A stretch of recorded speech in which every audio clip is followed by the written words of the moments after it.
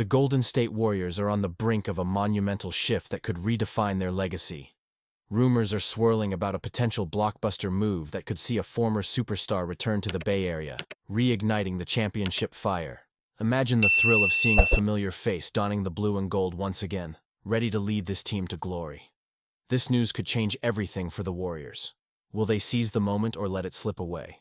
If you're passionate about the Warriors and want to stay on top of all the latest developments, hit that subscribe button and give us a like. Kevin Durant may be on the verge of returning to the Golden State Warriors, and this potential blockbuster trade with the Phoenix Suns has me buzzing with excitement. It's no secret that KD's tenure with the Suns has been marred by injuries, and with his recent ankle sprain, the question looms large. Is it time for the Suns to cut ties and rebuild?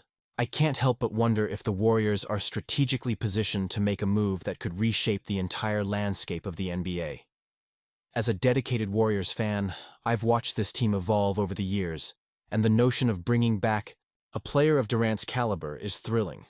His previous run with Golden State was nothing short of legendary, leading the team to 2 championships and solidifying his status as one of the game's elite players. The chemistry he had with Steph Curry, Klay Thompson, and Draymond Green was electric. And here we are, possibly at the cusp of rekindling that magic. But here's where it gets complicated. The Warriors would need to part with some of their promising young talent. Jonathan Kuminga, Moses Moody, and even rising star Brandon Podziemski are all on the table. Honestly, I'm torn about this. On one hand, KD can still be a transformative player when healthy. He knows the system, fits perfectly, and could be the missing piece for one last championship run with this aging core. On the other hand, Kuminga and Moody are showing so much potential, and Podziemski's emergence as a scoring threat has been a breath of fresh air for the franchise. Do I believe this is the right path?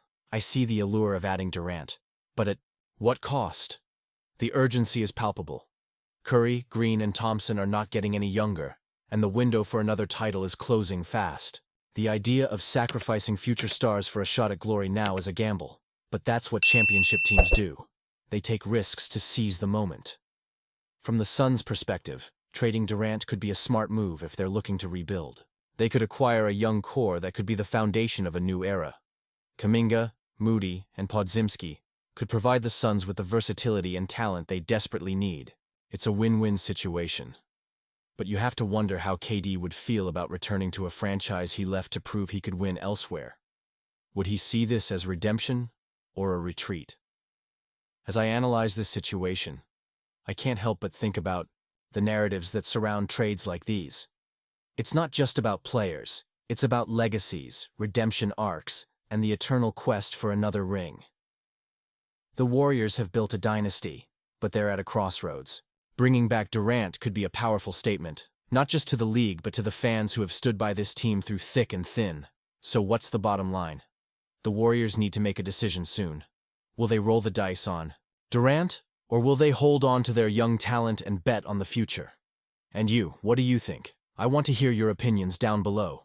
Should the Warriors go all in for KD, or do we keep nurturing the young stars we have? It's a tough call, and honestly, I'm eager to see how this plays out. As we delve into the offseason, the Golden State Warriors have a critical decision looming over them regarding Jonathan Kuminga, a young forward who has shown flashes of brilliance, but also faced his share of injury woes. The buzz around the league has him as a hot commodity in restricted free agency, while some analysts like Eric Pincus from Bleacher Report predict he might land with the Brooklyn Nets. There's an intriguing twist coming from the Philadelphia 76ers as a potential shock destination. Now let's break this down. The 76ers have had an incredibly disappointing season, sitting at 23-54, despite the optimism that came with their revamped roster featuring superstars like Joel Embiid, Tyrese Maxey, and Paul George. It's a stark contrast to what they envisioned at the beginning of the season, and with such turmoil, it's clear they'll have some big questions to answer this offseason. Declan Harris from Sports Illustrated suggests that Kuminga might be a candidate to step into a role that Gershon Yabusele has filled reasonably well. Kuminga's upside is undeniable. He possesses the athleticism and skill set that could mesh well with the 76ers' needs. But here's where the situation gets tricky. The 76ers have nearly $150 million committed to their big three. How could they possibly afford Kuminga, especially If his first non-rookie contract is projected to be in the $25 million range, it raises eyebrows. A sign-and-trade could be an option, but the 76ers lack the significant salaries to make that work effectively. They might be looking at a creative swap, perhaps involving Quentin Grimes, who's also a restricted free agent. But let's be real here. Does anyone genuinely believe that Kuminga would be able to find a new home in Philadelphia with everything stacked against them? It feels almost impossible, doesn't it? For us Warriors fans, the prospect of losing a talent like Kuminga is concerning. He's part of the future we've been dreaming about. Rumors swirling around him only intensify the uncertainty of our roster as we look ahead. Do you think this was the best decision for the Warriors to put Kuminga on the market? Honestly, I'm torn. On one hand, the potential of Kuminga is massive, but the reality is we need to make strategic moves that can elevate the team's chances of returning to championship contention. The Warriors are in a unique position. With limited cap space around the league and the fact that most teams are tied up financially, that gives us some leverage when negotiating.